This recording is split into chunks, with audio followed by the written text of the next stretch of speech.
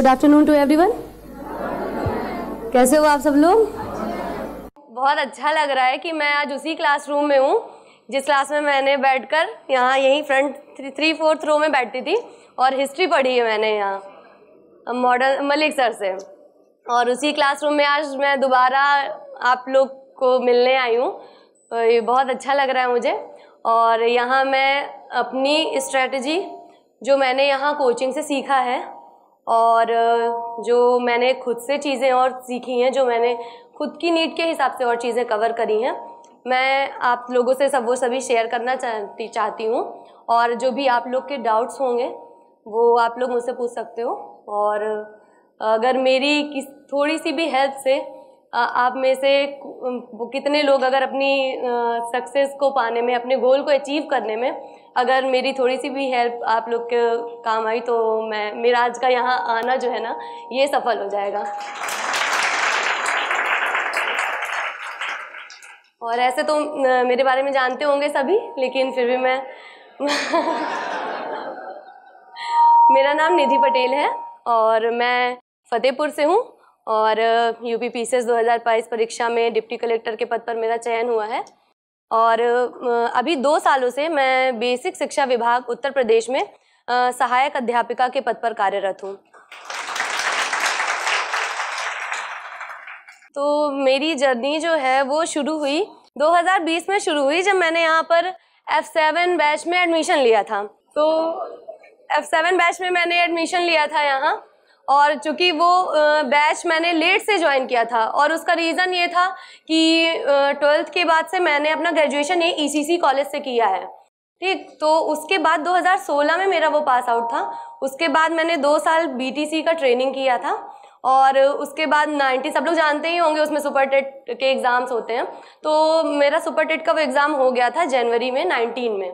तो उसके बाद बीच में जो वो गैप था तो मैं यहाँ आने का प्लान कर रही थी, लेकिन वो डिले होता गया कि ज्वाइनिंग आ जाए शायद, तो मैं नहीं कवर कर पाऊँगी चीज़ें। फिर खैर एट लास्ट मैंने डिसीज़न लिया कि अब मुझे चाहे 15 दिन में ही वापस आना पड़े और कोर्ट का डिसीज़न आ जाए 15 दिन में ही, और लेकिन मैं अब जाऊँगी, मैं बैच ज्वाइन करूँगी और वहाँ अपना कंटिन्यू करूँगी कोचिंग। तो यही सोच के मैं यहाँ आई दिसंबर में और मैंने जनवरी में वो F7 बैच ज्वाइन किया था जो कि अक्टूबर में शुरू हो चुका था। फिर भी चूँकि मुझे करना था तो फिर मैंने बोला कि ठीक है, जो चीज़ें मेरी छूट चुकी हैं उसको मैं डबल क्लासेस करके कवर करूँगी। तो एक टाइम जो 2 महीने तो ऐसा हुआ कि यहाँ मैं जो रेगुलर बैच चलता था उसकी भी क्लास मलिक सर की करती थी और मलिक सर दूसरे बैच में ही जो पहले चीज़ें मेरी छूट चुकी थी वो पढ़ाते। तो मैंने यहाँ रिक्वेस्ट करी थी मैम से कि मैम प्लीज़ मुझे 2 क्लास करने के लिए अलाउ कर दीजिए, दूसरे बैच में जाने के लिए अलाउ कर दीजिए। तो 2 महीने मैंने यहाँ चीज़ें कवर करी हिस्ट्री की ऑफलाइन क्लास। फिर उसके बाद जो आप सब लोग जानते हैं कोविड का पहला वेव आया और सबकी लाइफ चेंज हो गई, और वैसे ही मेरा हुआ। एक डिसीजन जो मैंने लिया था अपने घर पे रह के कि नहीं अब जाना है मुझे, और 2 महीने बाद फिर बैक टू पवेलियन और फिर से घर पहुँच गए। फिर वहाँ से क्या चीज़ें ऑनलाइन, चूँकि ऑनलाइन मिलती थी चीज़ें, तो फिर मैंने ऋषि जैन सर का इकोनॉमिक्स का क्लास किया था और उनका पूरा कोर्स का कवर किया जो भी उन्होंने क्लासेस ली थी। और फिर Vikas sir special thanks to you sir कि आपकी वजह से मैं एथिक्स की चीज़ें मेरी बहुत अच्छे से कवर हुई। और पढ़ाई तो देखिए एक हिस्सा है, ठीक है, ये जिस जर्नी के लिए हम लोग जा रहे हैं, जिस पोस्ट के लिए हम लोग जा रहे हैं, पढ़ाई तो उसका ठीक है, पढ़ाई एक पार्ट है, बट जो आपकी पर्सनालिटी डेवलप होती है ना, तो वो पढ़ाई से इतर बहुत कुछ है उसमें। और मुझे लगता है कि विकास सर ऐसे एक टीचर हैं जो मतलब जो उनसे हम लोग सीखते हैं उसको आप बांध ही नहीं सकते किसी सब्जेक्ट में कि मैंने एथिक्स इनसे पढ़ी है, मैंने ये इनसे पढ़ा है, नहीं। वो जो सर का जो एक्सपीरियंस है और जो सर बताते हैं वो हम लोग को जो हमारी पर्सनालिटी में जो चेंजेस लाता है ना, वो पूरी लाइफ, ये तो एग्ज़ाम है सिर्फ एक ना, पूरी लाइफ बहुत बड़ी होती है, बहुत चैलेंजेस आते हैं। उसके लिए मैं स्पेशल थैंक्स करना चाहूँगी विकास सर को। और मेरी अभी एक यही विश है कि इन फ्यूचर मैं विकास सर से एक बार मिल पाऊँ डायरेक्टली। और फिर मैंने साइंस जो है, साइंस सर्वेश सर हैं, सर्वेश सर से मैंने साइंस करी हुई है ऑनलाइन। तो ये सब्जेक्ट्स मैंने ऑनलाइन सर कवर किए थे। फिर बीच में एक जो कि कोविड के उसमें यहाँ स्टॉप हो गई थी चीज़ें आंसर राइटिंग के लिए, तो यहाँ पर टीम है, आप लोग देते भी होंगे चेक करके। वो लोग देते हैं चेक करके, आप लोग सबमिट करते होंगे। तो फिर अब मेरा ये इशू कि पढ़ तो रहे हैं, आंसर राइटिंग कैसे करें घर से, क्योंकि लिखना तो एक अलग बात है, आप लिख सकते हैं, बट उसको चेक करने के लिए, अपनी कमी बताने के लिए भी तो कोई होना चाहिए।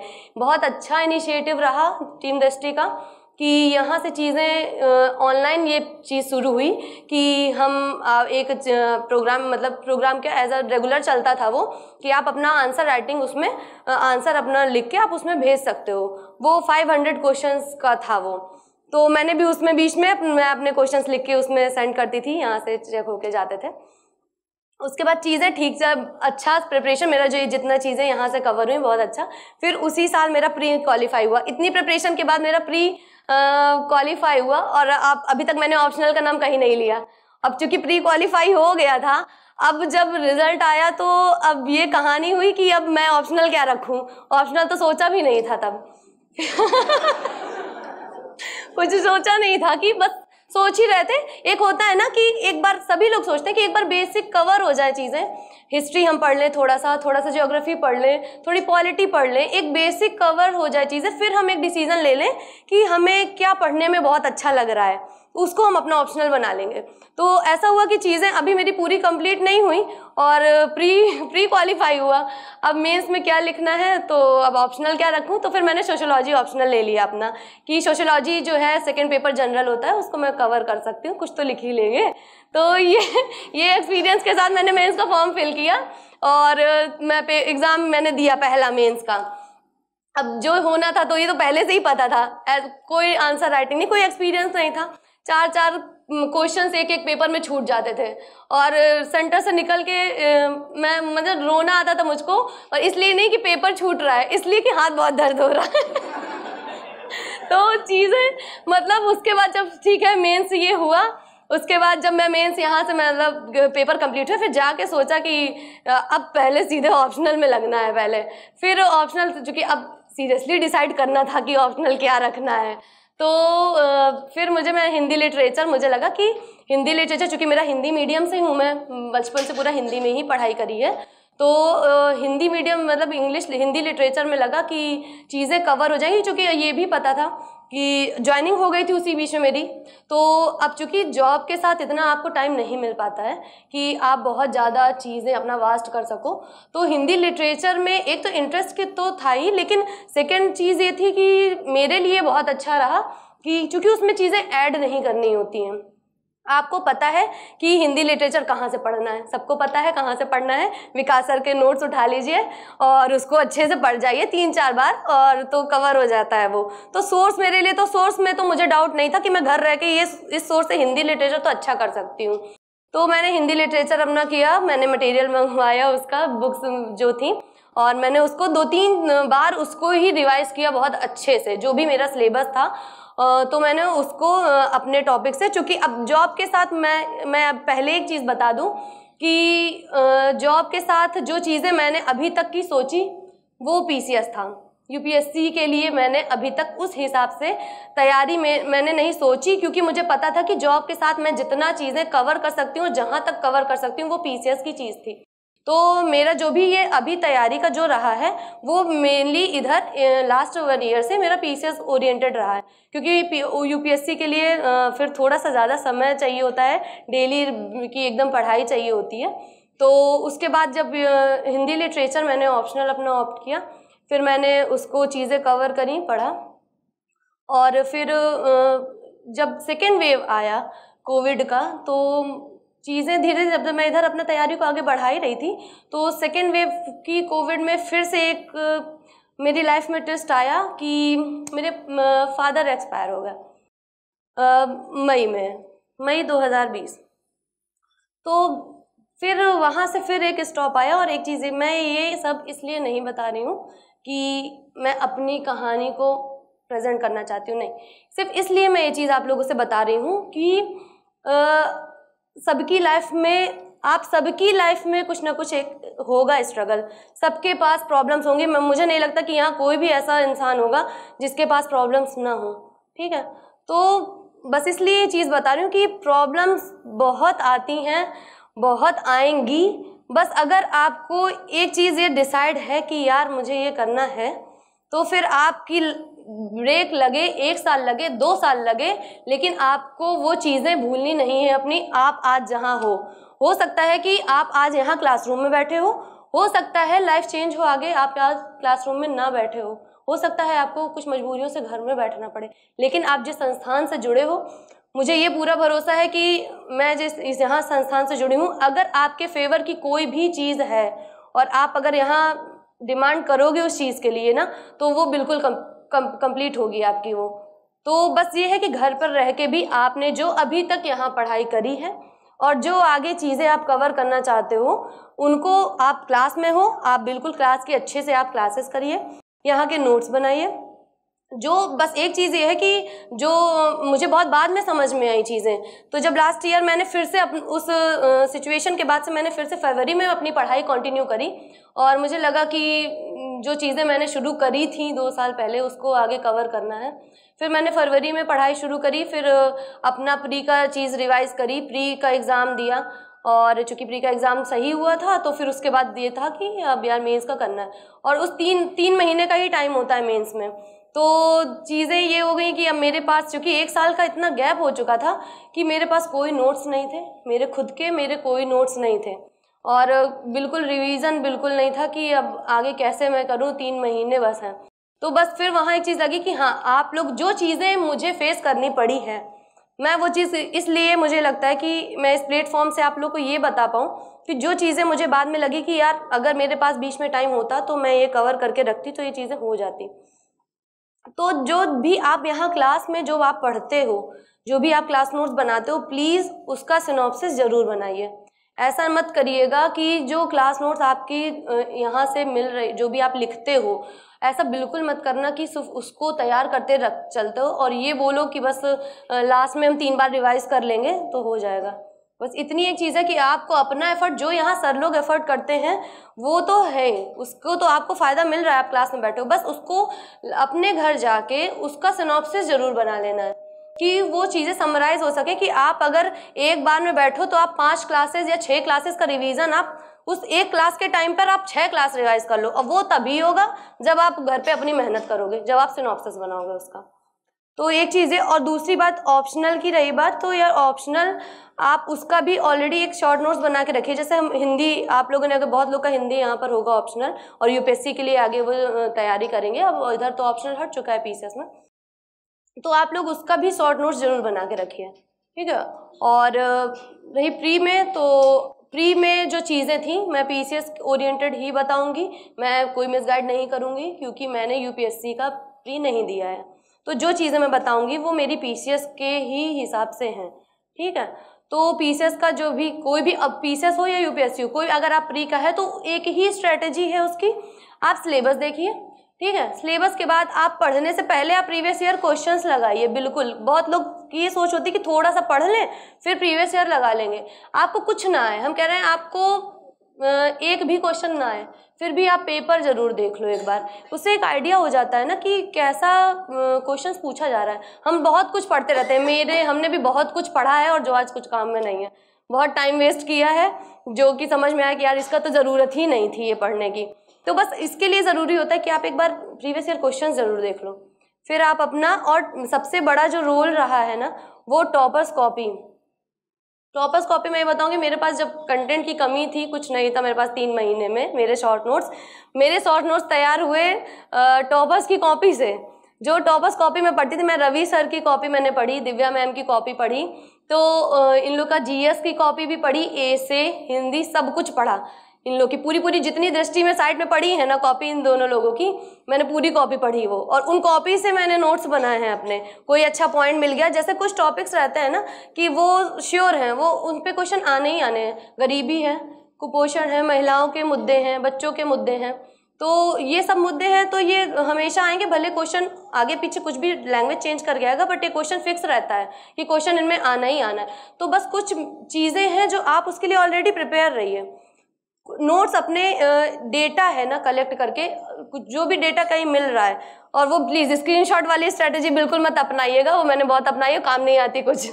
वो स्क्रीनशॉट्स ना वो फ़ोन पे ही पड़े रहते हैं, आप कभी नहीं देखते वो स्क्रीनशॉट। तो जो कोई भी डेटा वो कहीं भी मिल रहा है, आप एक उसका एक लिस्ट बना लीजिए कि डेटा, और एक A4 साइज पेपर में, कॉपी में, जैसे भी आपको सही लगता है, एक डेटा ज़रूर उसका बना लीजिए टॉपिक वाइज। और चूंकि यही है चीज़ें जो आपके आंसर को बहुत अच्छा करती हैं। देखिए जनरल कोई क्वेश्चन है, अगर आप उसका आंसर जनरल लिखते हो तो सब वैसा ही लिख रहे हैं। अगर आपको अपने आंसर को अच्छा बनाना है, और वो जो एक एक मार्क्स ऐड होता है ना, एक डेटा से अगर आपका एक मार्क भी ऐड हुआ है ना, वो बाद में चल के बहुत अच्छा आपको रिजल्ट देता है। तो हर एक क्वेश्चन में कोशिश करिए कि एक डेटा और एक डेटा से शुरुआत करिए, और अगर आप कंक्लूजन दे रहे हैं तो वहाँ पर कोई भी रिपोर्ट लगा दीजिए सेकेंड ARC की। लगभग बहुत सारे मुद्दों पे सेकेंड ARC का रिपोर्ट है। सेकेंड ARC का रिपोर्ट बिल्कुल मत भूलिए, SDG से कनेक्ट करना। हमें नहीं लगता कि कोई भी एक कोई भी मुद्दा हो और उसको आप SDG से कनेक्ट नहीं कर सकते हो। है कोई मुद्दा, वो लगभग वो हर चीज़ है वो वहाँ कनेक्ट हो जाएगी। आप अपने कंक्लूजन में उसको ज़रूर ऐड करिए। तो अगर एक एक मार्क्स भी ये चीज़ें जो है ना, वो ये आपके आंसर को बहुत अच्छा करती हैं। और नोट्स की रही बात, डेटा हो गया, आपका कंक्लूजन हो गया। और मेंस के टाइम पर देखिए, मेंस के टाइम पे जो चीज़ें, चूँकि मैं बता रही हूँ कि एक साल मेरी पढ़ाई बीच में ब्रेक हुई थी, तो उसके बाद जब लास्ट ईयर मैंने मेंस का प्रिपरेशन में कर रही थी, तो और भी जो भी ऑनलाइन सोर्सेज आपके हैं आप उनको भी फॉलो कर दिए, ठीक है। मैं पहले सोचती थी कि पेपर 3 तो बिल्कुल सबसे बेकार मेरा पेपर 3 ही होने वाला है, लेकिन जब मैंने ये ऐसे चीज़ें शुरू करी ना कि जो मॉडल आंसर थे उससे और टॉपर्स कॉपी से, तो मैंने जब चीज़ें करके तो बहुत अच्छा मेरा कंटेंट मतलब एक प्रिपेयर हो गया था, और उसका नोट्स मैंने बना लिया था। और ऐसा, अब वो तो मार्कशीट आएगी तब देखेंगे, बाकी मुझे लगता है मेरा पेपर 3 पेपर बहुत अच्छा हुआ था। GS के पेपर्स में 1 2 3 में बहुत अच्छा हुआ था लास्ट में। तो जो चीज़ें जितनी डायनेमिक होंगी आपको उसमें उतना ही एफर्ट लगाना पड़ेगा। पेपर 1 है, पेपर 2 है, स्टैटिक सेक्शन है, और उसमें आप थोड़ी जनरलाइज चीज़ें आती हैं। हिस्ट्री है, क्या ही चेंज होगा उसमें, सब वही लिखेंगे। आपको अगर अपना कॉपी आप अच्छा कर सकते हो तो वो आप पेपर 3 और एथिक्स में तो रहता ही ये चीज़ें, आप जितने अच्छे एग्जाम्पल डालो, लेकिन पेपर 3 और पेपर 2 में जो करंट के सेक्शन कुछ आप ऐड कर सकते हो ना, वो यहाँ से आपका मार्क्स जो है ना वो बूस्ट मिलता है आपको यहाँ से। तो जितनी करंट की चीज़ें वहाँ ऐड कर दो, कोई डेटा ऐड कर दो, वो चीज़ बहुत अच्छी है। और एसे की रही बात, तो एसे में भी मैंने विकास सर का कोर्स लिया था। एसे का जो है उसको ऑनलाइन अपने घर पर देखा था मैंने, तो उसमें से बहुत हेल्प हुई। जो कि एक तरीका होता है ना एसे लिखने का, ऐसे समझ में नहीं आता कि हम लोग आंसर्स लिखते हैं उसमें ये पढ़ते हैं कि बड़ी चीज़ों को छोटा करके लिखना है, एक पेज में है उसको छोटा करके लिखना है। अब वही ऐसे में क्या हो जाता है कि आपको बढ़ा के लिखना है, तो इतनी अलग अलग चीज़ें हो जाती है ना कि समझ में नहीं आता है कि कैसे अपने आप को मैनेज करें उसी कंटेंट को, जब हम वही चीज़। और ऐसे के लिए अलग से कोई तैयारी नहीं हुई है। जो GS में पढ़ते पढ़ते इतनी चीज़ें इतना हो गई थी नॉलेज में कि जो भी टॉपिक आ रहे थे वो GS से ही ऐसे का काम हो गया।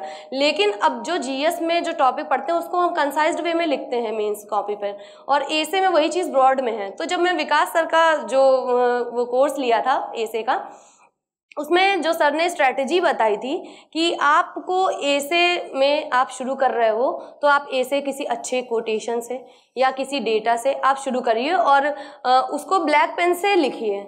आप ऐसे तो टाइम नहीं मिलता है कि आप पेपर में लिखते समय वहाँ पेन चेंज कर सको। और प्लीज़ ये चीज़ अपनाइएगा भी मत, अगर आपकी स्पीड बहुत अच्छी है तो ही आप पेन चेंज करिए, वरना मत करिए, कोई फ़र्क नहीं पड़ता। आप ब्लू से ही लिखिए, पूरा चेंज मत करिए, क्योंकि लेकिन ऐसे में टाइम रहता है हमारे पास, तो आप स्टार्टिंग करते हो वो आप ब्लैक पेन से अच्छे से कवर कर सकते हो। और राइटिंग भी उसमें बिगड़ने का वो डर नहीं रहता, टाइम रहता है, आराम से चीज़ें 1-1 घंटे में पेपर हो जाते हैं वो तीनों ऐसे। तो उससे इंट्रो से शुरू किया, और उसके बाद एक जो कनेक्टिंग लाइन होती है ना कि जब हम ऐसे लिखते हैं तो एक पैराग्राफ हमने लिखा और दूसरा पैराग्राफ लिखा, उन दोनों के बीच में हमें एक होता है ना कि पढ़ते पढ़ते एग्जामिनर को ये ना लगे कि ये अलग से मुद्दा उठ गया या ये अलग ही कुछ बात चलने लगी। जो कनेक्टिंग लाइंस होती है ना कि जैसा कि ये विदित है कि यद्यपि करके, ऐसे ऐसे जो टर्म्स है ना पहले से और दूसरे पैराग्राफ में, वो कनेक्टिंग लाइंस जो होती है ना बीच की, वो बहुत ज़रूरी होती हैं कि आपका जो ऐसे का फ्लो है वो बिगड़ने ना पाए। और जब भी आप ऐसे लिखो उसको ऐसे को खुद पढ़ के देखो, जब आप खुद पढ़ोगे और उसको ऐसा सोचो कि मैं किसी दूसरे का चेक कर रहा हूँ चीज़ें, क्योंकि जब हम किसी दूसरे की चीज़ें देखते हैं ना तो उसमें कमियां खोज के उसको देखते हैं, अपनी चीज़ें अपने आप को बचा के चेक करते हैं और दूसरे के में बहुत कमियां निकालते हैं। उसको ऐसा सोच के देखो कि ये दूसरे की कॉपी है, मैं दूसरे का ऐसे पढ़ रहा हूँ। अगर आपको एक भी बार अपना ऐसे पढ़ते टाइम कुछ भी लगता है कि यार यहाँ कनेक्ट नहीं हो पा रहा, मज़ा नहीं आ रहा, वो चीज़ें आप सुधारो अगली बार में, ठीक है। और अगर कोई सेक्शन अभी लगता है आप लोग को तो आप लोग बताइए, बाकी क्वेश्चन आंसर। सी सेट के बारे में देखिए, मेरा क्योंकि मैथ्स स्ट्रीम रही है, पीसीएम ग्रुप रहा है मेरा, और मैथ्स मैंने ऑप्ट की थी 12th तक, तो मेरे जो सी सेट में मुझे अलग से नहीं कुछ प्रिपेयर करना पड़ा। मैथ्स, इंग्लिश और हिंदी, ये 3 सेक्शन मेरे हो जाते थे कवर, और जो भी उसमें करते थे उसमें मुझे कॉन्फिडेंस रहता था कि जो मैं ये ट्राई कर रही हूँ, जो क्वेश्चन अटेम्प्ट कर रही हूँ, ये मेरा सही है, तो उससे चीज़ें मेरी कवर हो जाती थी। बाकी हाँ, मैं जानती हूँ कि सबका मैथ्स नहीं रहता है बैकग्राउंड में, तो प्लीज़ सी सेट में जो भी मैथ्स का जो भी सेक्शन रहता है आप उसको क्लासेस यहाँ होती है आप क्लास में करिए, नहीं तो यूट्यूब से भी कर लीजिए, जो छोटे छोटे टॉपिक हैं आप यूट्यूब से कवर कर लीजिए। और अगर तब भी मैथ्स में तब भी बहुत लोगों को प्रॉब्लम नहीं कवर हो पाती चीज़ें, जैसे पहले नहीं कभी पढ़ी तो यूट्यूब से कवर नहीं हो पाएंगी। आप सोचें कि 2 महीने में मैं सारा मैथ्स का चीज़ें इस टॉपिक कवर कर लूँ, तो आप जो दूसरे सेक्शंस हैं, जैसे हिंदी तो बेसिक है, हिंदी आप कवर कर सकते हो, संप्रेषण वाली जो चीज़ें हैं, कम्युनिकेशन की जो चीज़ें हैं, आप उन पे फोकस कर सकते हो। बाकी मैं सोर्स नहीं बता पाऊंगी क्योंकि मैंने किया नहीं है उसको, इसलिए मैं सोर्स नहीं बता पाऊंगी सी सेट के लिए। करंट अफेयर देखिए, प्री के लिए तो मैं पीसीएस प्री में जो करंट अफेयर था, चूँकि जॉब के साथ तो डेली हम नहीं पढ़ सकते, आप लोगों के पास टाइम है तो आप लोग डेली चीज़ें कवर करिए। मैगजीन फॉलो, कोई मैगजीन, एक मंथली मैगजीन फॉलो करिए बिल्कुल। और सबका अपना अपना होता है, लेकिन पता नहीं क्यों मुझे मेरे शॉर्ट नोट्स पे ज़्यादा भरोसा रहता है। और अगर मैगजीन, अगर मुझे लगता है अगर मैंने मैगजीन जैसे पढ़ते हैं ना, तो आप एक बार भले मैगजीन पढ़ जाइए, लेकिन जब तक आप उसको कंसाइज्ड नहीं करते हैं तब तक आपकी वो हैबिट नहीं बनेगी कि आप मेंस में उसको यूज़ कर पाओ आंसर वो।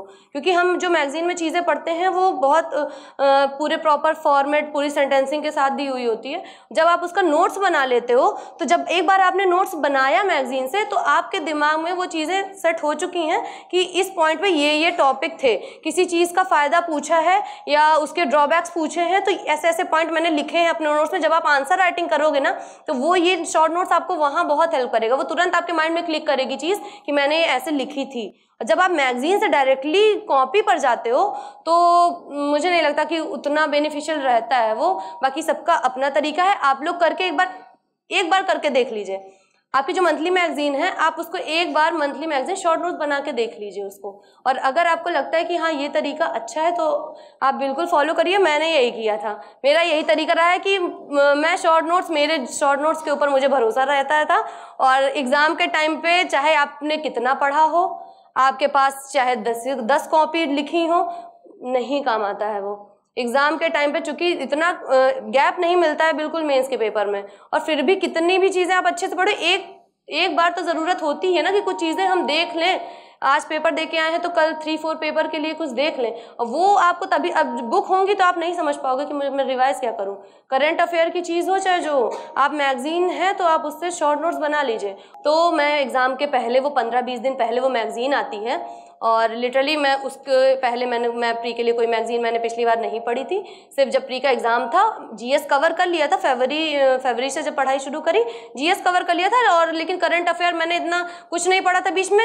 ये था कि जब वो मैगजीन आएगी उसके पहले तक जीएस कवर कर लेनी है, और जब से वो मैगजीन आ गई थी मैंने उसका 2-3 बार 3 रिवीजन जब आप करोगे तो 3 रिवीजन में वो चीज़ें फिर आपके दिमाग में सेट हो जाएंगी। तो पहली बार में पढ़िए, हाईलाइट करिए, दूसरी बार में फिर रिवाइज करिए। और चूंकि इसका नोट्स बनाने का मैं इसलिए नहीं बोलूंगी, वो मेंस के नोट्स बनाने के लिए बोल रही थी मैगजीन से, प्री के लिए करंट का इसलिए नहीं बोलूंगी क्योंकि जो मैगजीन आती है उसके बाद इतना कम टाइम रहता है कि तब नोट्स नहीं बना सकते हो आप। तब अभी जैसे 14 मई को प्री है शायद, है ना, तो 14 मई को प्री है, तो अभी मैगजीन जैसे वो आएगी तो उसको आप नोट्स बनाने का टाइम नहीं रहता है, आप उसको 3 बार पढ़ जाओ, हाईलाइट करके 3 बार उसको आप पढ़ जाओ, उसका रिवीजन कर लो। और मेरा यही सोच रहा है, और करंट अफेयर्स का चीज़ें इससे फंस भी जाती हैं। 1-2 क्वेश्चन देखिए वो होते हैं तो कि वो किसी को नहीं आते हैं, और ऐसा पेपर जिसमें सब कुछ आ जाए वो पेपर ही क्या। तो बाकी चीज़ें उससे करंट अफेयर का उससे कवर हो गया था। बाकी मेंस की रही बात, तो मेंस के लिए जो आप मैगजीन फॉलो कर लीजिए और उससे आप नोट्स बना लीजिए अपने। और बाकी प्री के लिए जो इन्वायरमेंट का जो क्विक बुक आता है और हिस्ट्री की जो क्विक बुक आती है वो प्री के लिए मैंने इन दोनों से किया था। और थोड़ा सा जैसे और जो यूपी स्पेशल सेक्शन रहता है वो परीक्षा वाणी की जो बुक आती है वो उससे किया हुआ था। और इकोनॉमिक्स के लिए ऋषि जैन सर के जो नोट्स थे, तो चूंकि अब वो नोट्स तो पूरा क्लास था पूरा उसमें, और पीसीएस प्री में आप लोग देखेंगे पीसीएस प्री के टॉपिक सिलेक्टेड हैं उसमें, गरीबी, बेरोजगारी, मुद्रास्फीति और जो पंचवर्षीय योजनाएं हैं, ऐसे सिलेक्टेड टॉपिक ही आते हैं उसमें बहुत ज़्यादा डीप नहीं पूछता है। यूपीएससी में चूंकि बहुत डीप पूछता है, पीसीएस में ऐसा नहीं है।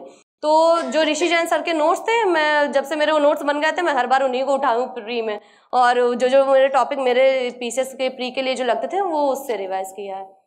और हिस्ट्री हो गया, ज्योग्राफी हो गया, पॉलिटी हो गया, इन्वायरमेंट हो गया, इकोनॉमिक्स हो गया, साइंस के लिए सर्वेश सर का जो नोट्स था मेरा वो अच्छा नोट्स था, उससे मैंने बढ़िया पढ़ा था। बायोलॉजी बहुत अच्छे से उन्होंने पढ़ाई थी, क्योंकि बायो मेरा रहा नहीं है बैकग्राउंड, तो इसलिए उससे बहुत थोड़ा फोबिया टाइप का था कि बायो कैसे होगी। लेकिन हाँ, सर ने अच्छा पढ़ा, उसमें नोट्स भी मैंने बनाए थे उसके, तो वो नोट्स अच्छे थे बायोलॉजी। और चूँकि फिजिक्स केमिस्ट्री में इतनी प्रॉब्लम नहीं हुई चूँकि मेरा बैकग्राउंड वही था।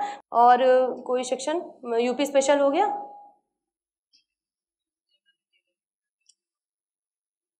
न्यूज़पेपर देखिए, बस रेगुलर जो न्यूज़पेपर दैनिक जागरण जो राष्ट्रीय संस्करण आता है वो इसलिए पढ़ते थे कि एक अवेयर होना चाहिए चीज़ों से हमें, तो बस रेगुलर जनरल उसका कोई कुछ मेरा देखिए मेरी जर्नी में या मेरी तैयारी में मैं सच बताऊं न्यूज़पेपर का रोल नहीं रहा है, क्योंकि मेरे पास टाइम ही नहीं रहता था कि मैं द हिंदू उठा के पढूं कि और कोई पेपर उठा के पढूं। मैंने न्यूज़पेपर नहीं पढ़ा है, जो मैंने पढ़ा है वो डेली ये दैनिक जागरण, राष्ट्रीय संस्करण ये ऐप पे मिल जाता था, इसको पढ़ते थे। और बाकी जो ये ईयरली मैगजीन आ गई उससे प्री में पढ़ा, और मेंस के लिए तो जो यहाँ से कोचिंग से जो मॉडल आंसर्स रहते थे आईआर उससे कवर हो गया चीज़ें, तो न्यूज़पेपर मैंने नहीं पढ़ा है।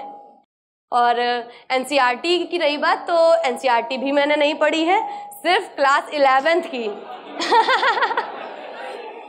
देखिए, जो मेरी स्ट्रेटजी, मैं ये नहीं कहूँगी कि ये सबके लिए है या सब लोग ऐसा करें। आप लोगों के पास टाइम है, आप लोग और अच्छे से पढ़िए और यूपीएससी क्रैक करिए, बहुत अच्छा लगेगा। लेकिन जो मेरी चीज़ें हैं वो कम टाइम में जो चीज़ें मुझे बेस्ट दे सकती थी मैंने वो करी है।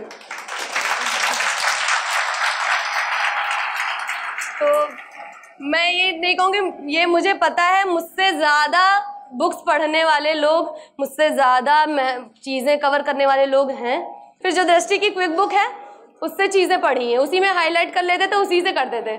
और एनसीईआरटी की रही बात, तो एनसीईआरटी मेरे पास रखी हैं, इतनी बुक्स रखी हैं एनसीईआरटी की, वो वैसे ही रखी हैं, टाइम नहीं मिला दोबारा मुझे पढ़ने का। क्योंकि जब स्कूल से हम आते हैं ना 6 घंटे छोटे बच्चों के बीच में रह के, 1 से 5 के जो बच्चे हैं, और तो वहाँ दिन भर 6 घंटे उनको पढ़ाओ, फिर घर आके सर दर्द, मम्मी बहुत तेज सर दर्द हो रहा है। मेरी मम्मी स्कूल का इतना बड़ा 2 साल में, और मतलब ये होता है ना थोड़ा सा इरिटेशन हो जाती है ना, ऐसा नहीं वो बच्चों के ऊपर, क्योंकि बच्चे तो छोटे हैं उनके ऊपर, तो वहाँ तो बहुत कूल रहते थे, ठीक है। और घर आके हम इतना गुस्सा निकालते थे अपने घर वालों पे। तो कहते थे कि इतनी तेज तुम्हारी आवाज़ कैसे हो गई है भाई, अब क्लास में है, छोटे बच्चे हैं तो आवाज़ तो तेज होनी ही है। तो चूंकि अब इस वहाँ क्लास करते थे, घर आए, अब जो घर में भी समझ चुकी, अब घर पर ही हम रहते थे अपने, मतलब मेरे होम डिस्ट्रिक्ट में ही मेरी पोस्टिंग हुई और घर पे ही हम रहते थे। तो अब चूंकि अब जो समय मिला है उसी में करना है, तो नोट्स नहीं मेरे प्रिपेयर थे, और ना कभी चीज़ें हमने रेगुलर, मेरे मतलब रेगुलर ऐसा कुछ था कि मैं रेगुलर पढ़ रही थी। एनसीईआरटी की जो चीज़ें हैं, एनसीईआरटी में मैंने जियोग्राफी की एनसीईआरटी मैंने पढ़ी है, और उसके अलावा मैंने कोई जियोग्राफी की बुक नहीं पढ़ी है। जो ज्योग्राफी की क्लास 11th की एनसीईआरटी है, एक जिसमें भारत का भूगोल है और एक जो भौतिक पर्यावरण करके जो बुक है, वो 2 बुक्स जो थी ना वो इस 3 साल में मेरे साथ थी। वो 2 बुक्स मैं पिछली बार प्री दिया, ज्योग्राफी के लिए कुछ नहीं, वो बुक उठाई। बाकी इंडियन ज्योग्राफी पढ़ने के लिए एनसीईआरटी बुक्स बहुत अच्छी है, वो सिर्फ एनसीईआरटी सिर्फ ज्योग्राफी की पढ़ी है। बाकी आप लोग पास टाइम है, मैंने सोचा अब मैं पढ़ूंगी, अब मैं एनसीईआरटी की पॉलिटी की बुक्स पढ़ूंगी, क्योंकि उसके बारे में मैंने सुना यार एनसीईआरटी जो है ना वो आपकी एक समझ बनाती है, बेसिक जो एक आप अंडरस्टैंडिंग, ऐसा नहीं कि एनसीईआरटी में जो आप पढ़ रहे हो उसको आप बहुत आंसर में यूज़ कर लोगे, बहुत फैक्ट दिया है, बहुत डेटा दिया है, लेकिन वो जो चीज़ है वो आपकी समझ बनाने के लिए। और अब मेरा यही टारगेट है, मैं जाके पहले एनसीईआरटी पॉलिटी कवर करने वाली हूँ, क्योंकि वो बुक्स कहते हैं ना बहुत अच्छी बुक्स हैं वो, और वो तो आपके पास टाइम है, आप लोग बिल्कुल जो चीज़ें पॉलिटी की आप वो लोग एनसीईआरटी कर लो। बाकी हिस्ट्री की ज्योग्राफी मस्ट है, और मेरे लिए वो बहुत इंपॉर्टेंट रही है, तो इसलिए मैं सजेस्ट करूँगी कि आप लोग हिस्ट्री वो ज्योग्राफी का एनसीईआरटी वो कवर कर लीजिए। मैथ्स के लिए मेंस के टाइम पे, हाँ मेंस के, हाँ ये चीज़ मैं भूल गई थी। मेंस के टाइम पे जो ज्योग्राफी पढ़ी है वो पी महेश सर का मुझे ऑनलाइन कोर्स मिला हुआ था, लेकिन चूंकि मैंने 2-3 क्लासेस उसकी शुरू भी करी, लेकिन फिर वही टाइम की कमी, तो फिर मैंने अपने सीनियर से, एक सीनियर है मेरे, मतलब सीनियर क्या, मेरी मैम है, बीओ मैम है, तो उन्होंने भी पी महेश सर से पढ़ा हुआ है। तो इस टाइम मेरे ब्लॉक में वो खंड शिक्षा अधिकारी के उसमें है, तो मैंने उनसे पूछा मैं ज्योग्राफी नहीं हो पा रही, कहाँ से करें, और जबकि मेरे पास वीडियोस अवेलेबल थी। मैंने यहाँ कोचिंग में बात की थी कि सर उनकी वीडियोस चाहिए मुझे, तो सर ने वही कह रहे हैं ना, दृष्टि में आपका कोई भी नीड है आप एक बार बोल दो, अगर आपकी प्रॉब्लम्स है जेन्युइन तो यार वो लोग मतलब टीम आपको सपोर्ट करेगी। तो मैंने घर से अपने बोला था कि मुझे पी महेश सर का क्लास चाहिए, और सर ने यहाँ से मेरे ऐप में वो क्लासेस डलवाई थी, और फिर लेकिन टाइम चूँकि नहीं हो पाया उतना फिर कवर, तो मैंने पी महेश सर के नोट्स पढ़े हैं मेंस में, तो वो चीज़ें मेरे बहुत अच्छे से, उसके अलावा मैंने मेंस में ज्योग्राफी और कहीं से नहीं पढ़ा, पी महेश सर के नोट्स थे, मैंने वो अपने मैम के नोट्स से कवर किया है वो चीज़ें।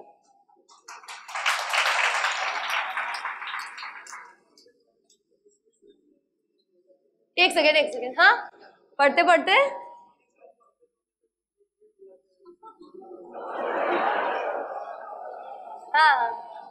हाँ सही बिल्कुल है।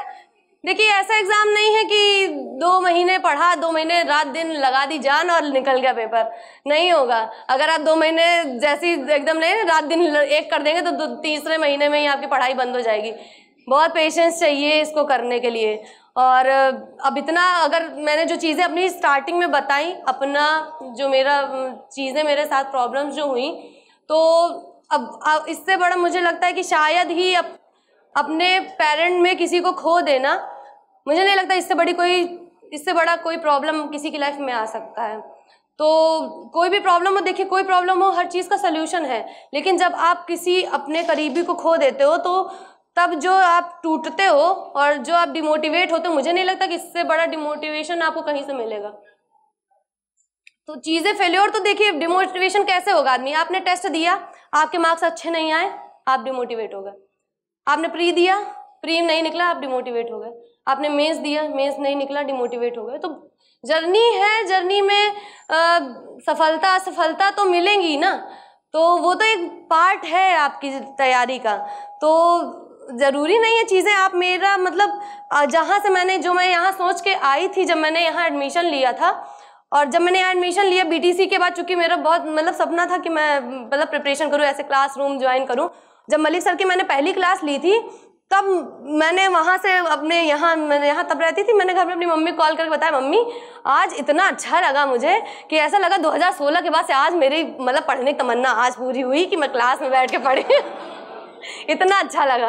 फिर जब 2 महीने एकदम अच्छा चल रहा था तो फिर बताया ही कि क्या चीज़ें आपकी लाइफ में इतने ट्विस्ट आएंगे, लेकिन बस वही है, डिमोटिवेशन तो मिलेगा, लेकिन जब आप मन में ये सोच लेते हो ना, और जो ये थॉट था, मतलब ये समझिए इतना स्ट्रॉन्ग ये मेरा थॉट कि इतनी चीज़ें आई, इतने ट्विस्ट आए, लेकिन फिर भी मतलब छोड़ नहीं पाए हम ये चीज़। जब हम स्कूल जाते थे अपने, जब मेरे पापा के बाद से मैं मतलब रेगुलर स्कूल जब फिर मैं गई, तब तक तो कुछ नहीं सोचती थी। फिर बीच में फिर कुछ समय बाद फिर लगा यार, फिर जो चीज़ें थी ना, तो ये तो कहिए मेरा तो जो था ही, मतलब जो मेरे पापा की जो इंस्पिरेशन थी कि जब तक मेरे पापा थे, तो मैं कहूँगी शायद उनसे ज़्यादा मेरे ऊपर भरोसा शायद ही किसी को, मतलब एक कॉन्फिडेंस होता ना, एक ओवर कॉन्फिडेंस, उनको ओवर कॉन्फिडेंस था मेरे ऊपर कि यार एक दिन हम ये चीज़ करेंगे।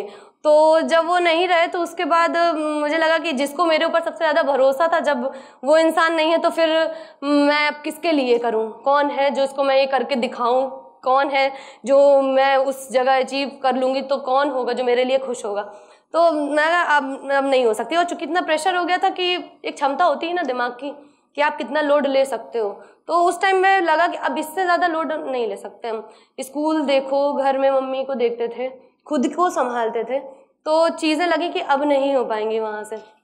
फिर ये अगर वही भी चीज़ है आपकी विल पावर, आपकी अगर विल पावर आपको कभी झुकने नहीं देगी, वो आपकी लाइफ में 1 साल ब्रेक आए, 2 साल ब्रेक आए, आप आज यहाँ हो, आप 2 साल भी नहीं पढ़ोगे और अगर आपके मन में है ये चीज़ कि आपको एक दिन वहाँ पहुँचना है तो आप 2 साल बाद भी वो चीज़ करके दिखाओगे। ठीक है, तो बस पहले मुझे भी बहुत डाउट होते थे, मुझे लगता था कि चूंकि ब्रेक इतना हो गया चीज़ें नहीं हो पाएंगी यार, लेकिन जब आप सोचते हो ना कोई चीज़, आपको सोर्स मिल जाएंगे, आपको गाइड करने वाला मिल जाएगा, आपकी प्रिपरेशन में आपको इमोशनल सपोर्ट करने वाले मिल जाएंगे। जब आप सोचोगे ना तो सब पॉसिबल है। ठीक, और एक और जब मेरा एग्ज़ाम होना था ना मेंस के पहले, जब मुझे लगा कि अब 3 महीने 2.5 महीने मैंने बहुत अच्छे से, मतलब मेरे पास अच्छा कंटेंट हो चुका है मेंस के लिए और अच्छा ठीक ठाक आंसर जा रहा है मेरा, अब लगने लगा था कि यार इस बार तो हो जाएंगी चीज़ें। और पेपर के 10 दिन पहले अचानक से तबीयत नहीं सही लगने लगी, पता नहीं क्या प्रॉब्लम, पूरी बॉडी में इचिंग हो रहा था, जॉइंट पेन हो रहा था, जाके फिर दिखाया तो पता चला टाइफाइड हो गया है पेपर के 10 दिन पहले, और प्लेटलेट काउंट 80,000। अब ये था कि अब फिर डूब गए फिर डूब गए, अब क्या होगा भाई। फिर बस ये तो डॉक्टर पास गए, हमने उनसे इतना ही बोला कि सर आप ऐसी दवा दे दीजिए, मतलब ट्रायल मत करिएगा मेरे ऊपर कि 4 दिन ये खा लो फिर वापस आना फिर मैं दूंगा, मैं टाइम नहीं है, आप बस ऐसा दवा दो कि बस 4 दिन मुझे ठीक होना है, मुझे मेंस लिखना है और एक दिन में 6-6 घंटे लिखना है, ऐसा दवा दीजिएगा। और एक्स्ट्रा मैं उनसे पेन किलर लेके आई थी कि मैं एडवांस में खा लूँगी सुबह ताकि मुझे वहाँ पेन ना हो। तो देखिए चीज़ें, मुझे अब लगता है कि शायद जो मैं आज जहाँ हूँ अब मुझे सब ठीक है, जो भी मैंने किया, जो भी स्ट्रगल था सब वर्थ है आज मेरा, और मैं अपनी चीज़ें आज अपनी चीज़ें आज मैं पाई हूँ। मेरे घर वालों का सपना, मेरे टीचर्स का जो मुझसे जो उन्होंने सोचा, मैं आज वो कर पाई हूँ। तो बस यार, बस एक ही चीज़ है, पेशेंस कभी नहीं खोना, और बस खुद के ऊपर एक भरोसा कि यार कितनी भी चीज़ें बिगड़ जाएं करनी है चीज़ें, और बस पेशेंस बना के रखो यार, सब चीज़ें पॉसिबल हैं, सब कुछ हो जाएगा। और कोई क्वेश्चंस? देखिए मुझे लगता है कि मेरा जो सेशन, मैं पढ़ाई की स्ट्रेटेजी स्टार्टिंग में बता चुकी हूँ, अपने सोर्स बता चुकी हूँ, फिर भी अगर आपको सोर्स से रिलेटेड कुछ भी पूछना है आप वो पूछ सकते हो।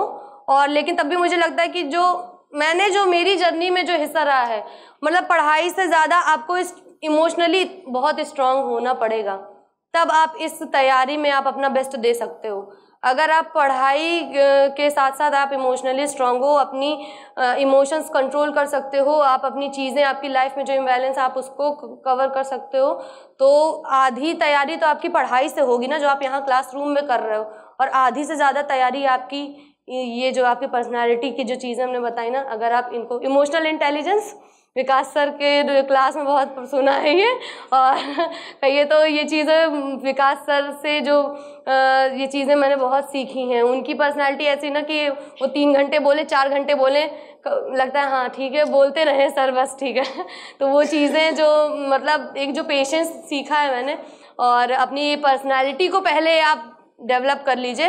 पढ़ाई एक हिस्सा है, पढ़ाई को आप करिए, लेकिन आप अपनी चीज़ें, वो पर्सनालिटी को और अपने पेशेंस, अपनी विल पावर, वो ज़रूर बना के रखिए। हाँ जी बताइए।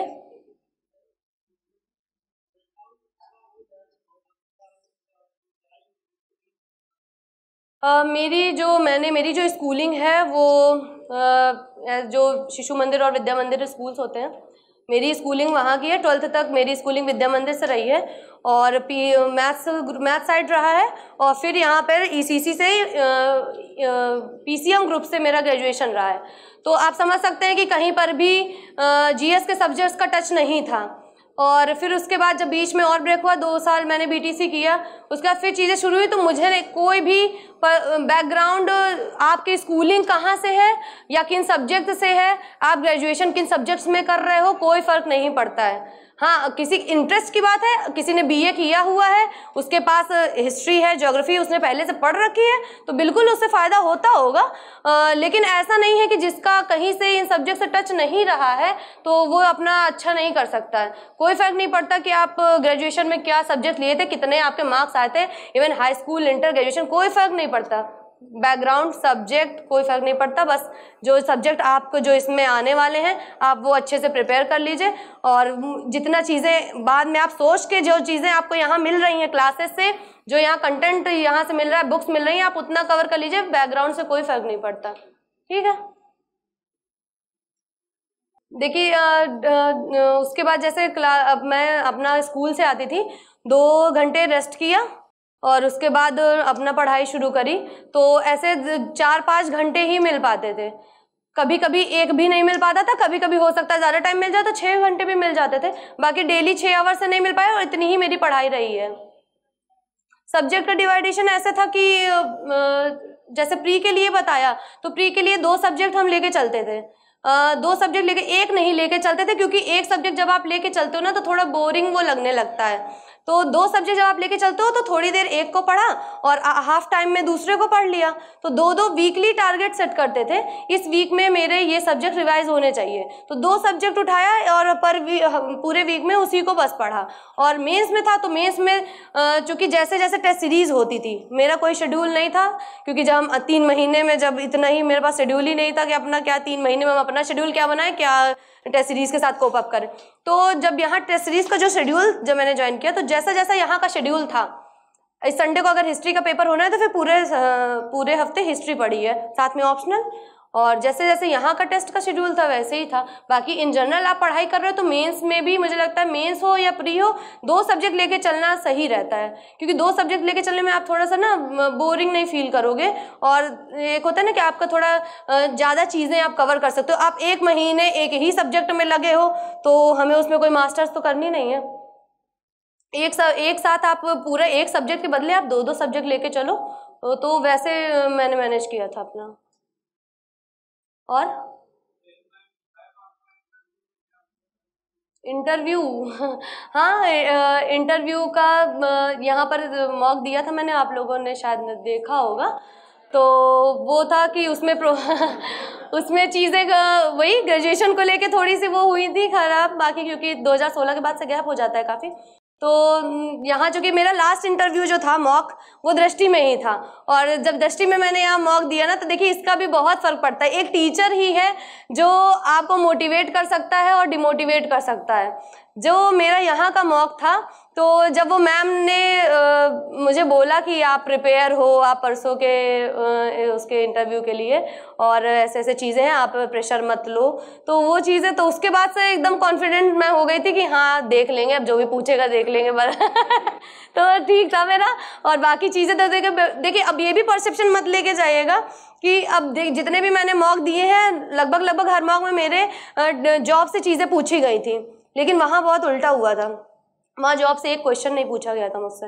और चूंकि अब मैं बेसिक में थी तो बेसिक की एक स्कीम जो चलती हैं, क्या कैसे चीज़ें, बहुत अच्छे से उसको प्रिपेयर किया था, लेकिन वहाँ जाके चीज़ें बहुत उल्टी हुई। वहाँ जाके ग्रेजुएशन और ऑप्शनल, हिंदी साहित्य और ग्रेजुएशन में PCM से 2-2 क्वेश्चंस भले पूछा हो, लेकिन उन्होंने तीनों से पूछा है, और ग्रेजुएशन और मेरे इसको लेके, मेरे विभाग को लेके मुझसे कुछ भी नहीं पूछा था। तो बस इतनी चीज़ इंटरव्यू के लिए, बस इतनी चीज़ कहूँगी कि जो आपके अपना पर्सनालिटी की चीज़ें हैं, आप जो कि लगभग पूछते ही हैं, आप अपनी स्ट्रेंथ बताइए, आप अपनी वीकनेस बताइए, लगभग ये पूछते हैं। तो कुछ क्वेश्चंस होते हैं कि आप उनके लिए पहले से प्रिपेयर हो के जाते हो कि ये चीज़ें हैं, तो मैं एक नोट डाउन, इंटरव्यू जाने के पहले अपनी चीज़ें नोट कर ली।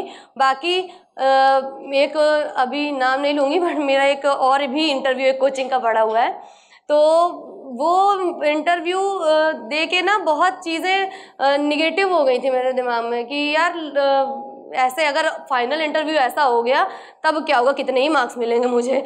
लेकिन बस इतना एक चीज़ बोले कि इंटरव्यू जब आप लोग आगे दोगे ना, मॉक दोगे, कहीं भी दोगे, तो इंटरव्यू कितना भी खराब जा रहा हो, बस एक चीज़ है जो लास्ट तक नहीं छोड़नी, कि अगर 20 क्वेश्चन पूछा है, 20 में 19 भी नहीं आ रहे हैं मुझको, तो भी लास्ट तक प्लीज़ होप मत छोड़ना कि शायद एक क्वेश्चन ही मेरे फेवर में चला जाए।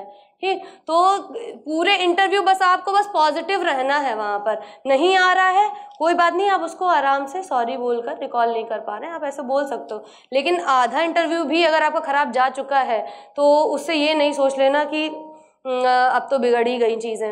अगर लास्ट जब तक वो नहीं बोल देते कि हाँ अब आप जा सकते हैं, तब तक हमको वो अपनी होप नहीं छोड़नी है कि शायद एक ही क्वेश्चन मेरे फेवर में चला जाए। बस यही चीज़ वो लोग चेक कर रहे होते हैं मुझे।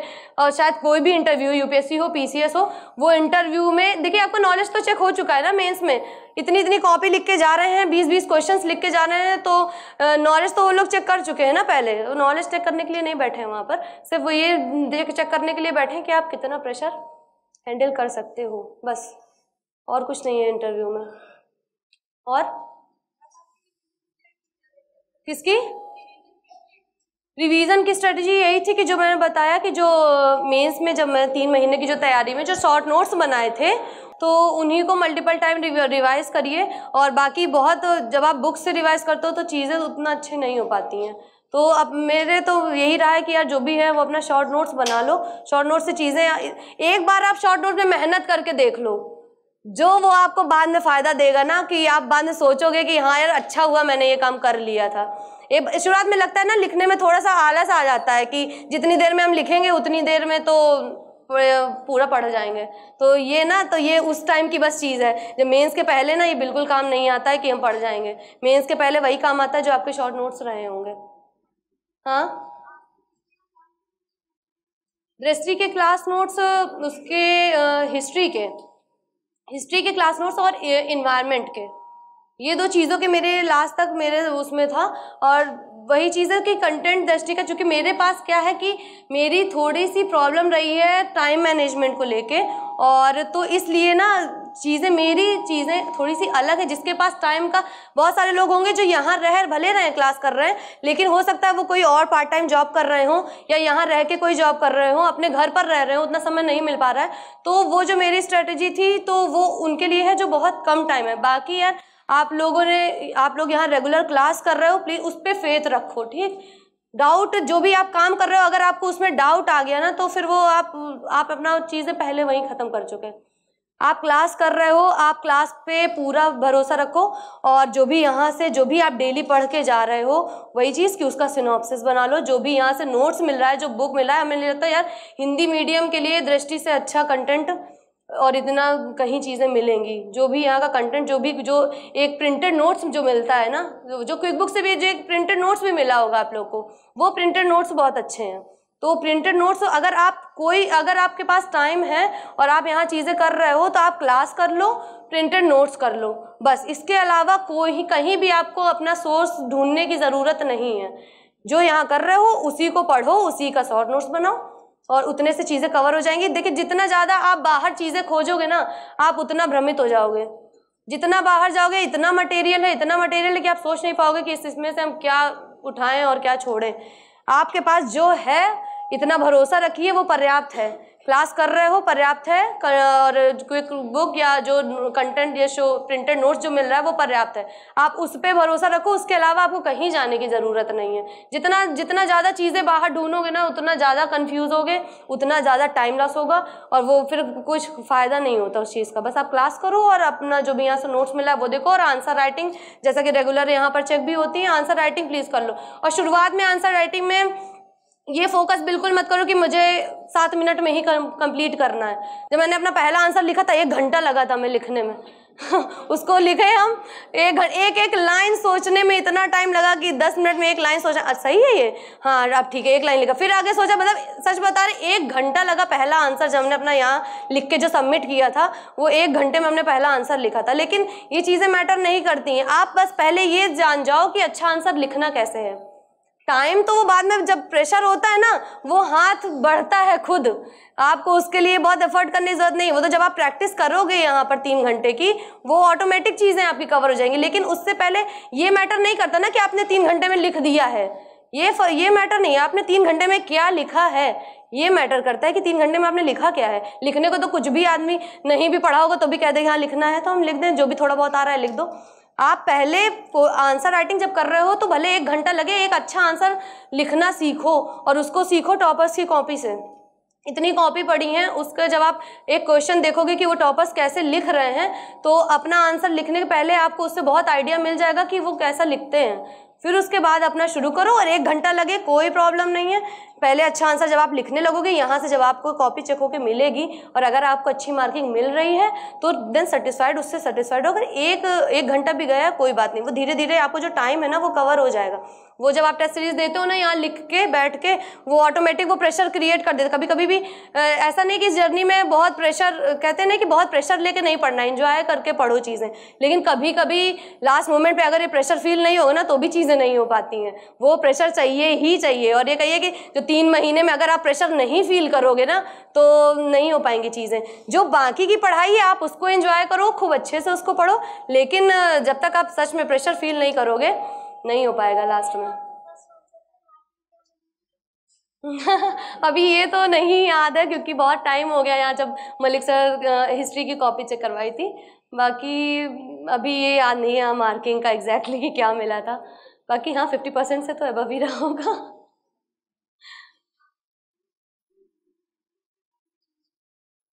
बताया ना कि जो पहला वाला मेरा प्री निकला था उसमें सोशियोलॉजी रख के, किसमें,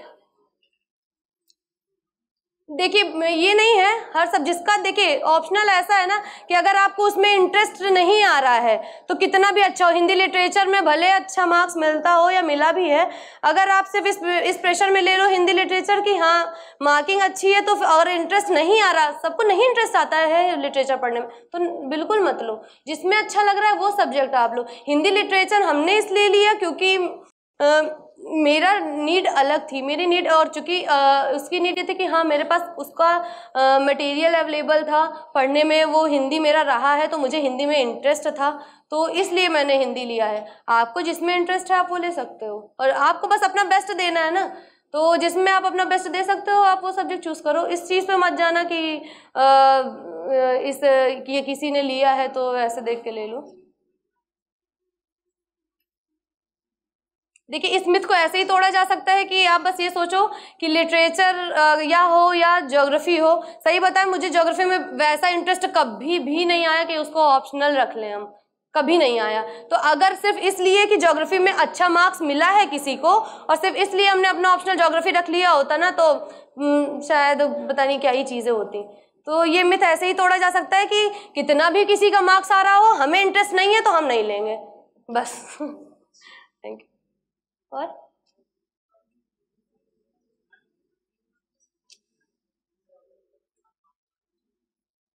पर्सनालिटी, जब आप डेवलपमेंट की बात होती है तो वहाँ पर चीज़ें ये होती कि आप कोई भी चीज़ों पे कितना जल्दी इंस्टेंट रिएक्शन नहीं देना है। ठीक है, कुछ भी चीज़ें हो रही हैं आप उसको समझो। जैसे इंटरव्यू में मेरे साथ ये चीज़ हुई है कि 1-2 बार मुझे टोका गया कि आप तुरंत बोल देती हैं।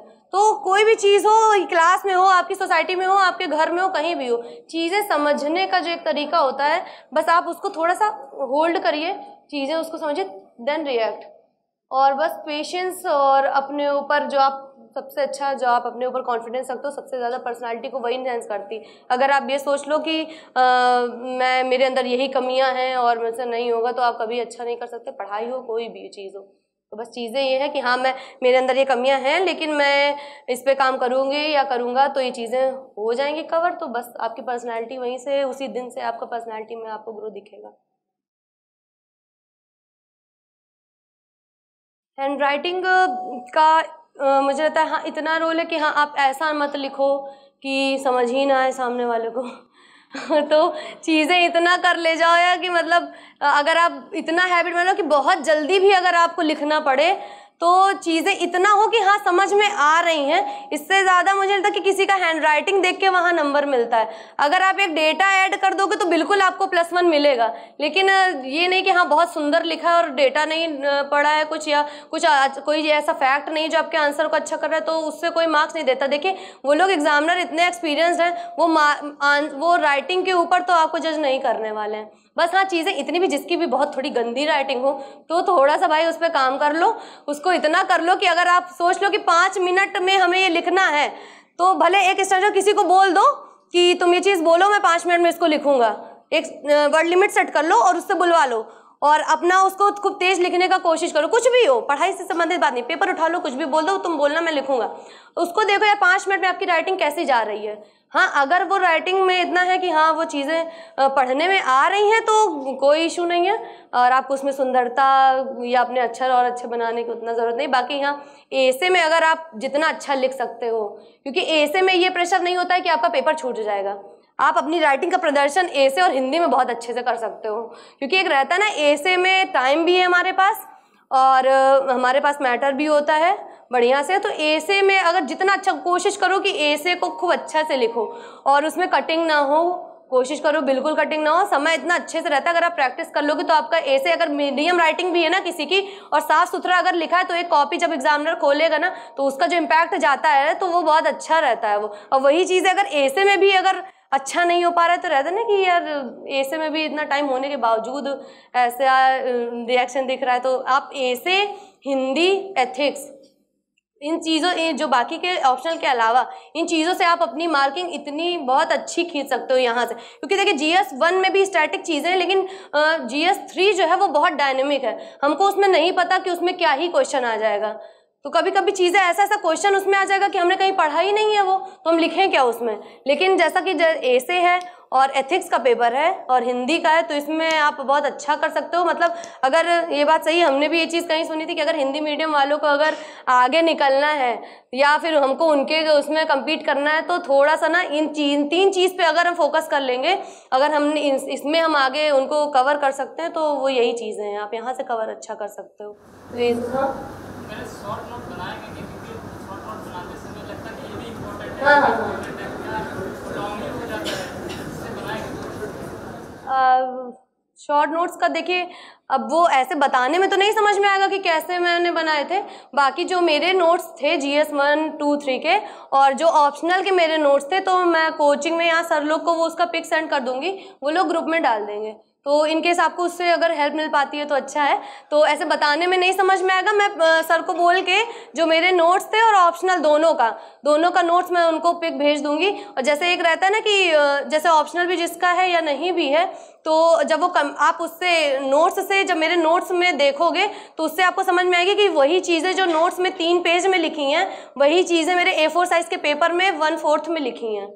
तो वो चीज़ें आपको समझ में आएगी कि हाँ शॉर्ट नोट्स इधर से कैसे बनाना है। क्योंकि हाँ ये बात सही, बहुत बार हमने भी ट्राई किया, इतना नोट्स बनाया फिर छोड़ा चीज़ें, तो लगता है कि हाँ बहुत सब कुछ इम्पोर्टेंट, क्योंकि बुक है, अगर बुक में कुछ लिखा है तो लगता है इम्पोर्टेंट है तभी तो लिखा है।